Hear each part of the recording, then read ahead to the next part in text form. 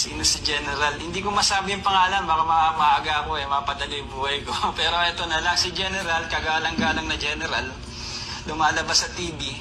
Okay? Pero pag sa likod ng mga camera dito sa alam mo ba si General, pagka nandun ako sa BCDA, may bahay siya sa BCDA. BCDA, puro sundalo, puro polis nakatira doon sa Patagig. Okay, meron siyang unit doon, dinala ako doon. Ang style noon, matipuno siya. Ngayon, magiinuman muna kayo bago kayo mag-sex. Ang gustong-gusto ni General, malinis na malinis yung lamesa niya, ayaw niya na may natatapo na alak, pupunasan mo ng tissue, sasalinan mo siya ng Black Label, iinom.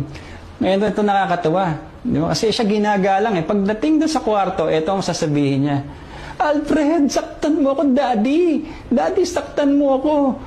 Kagatin mo tong nipple ko, Daddy. General yun, ha?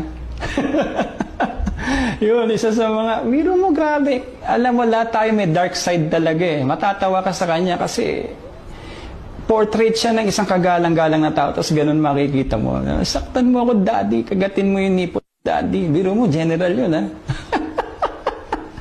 Ay, nako. Laking lalaki. Period.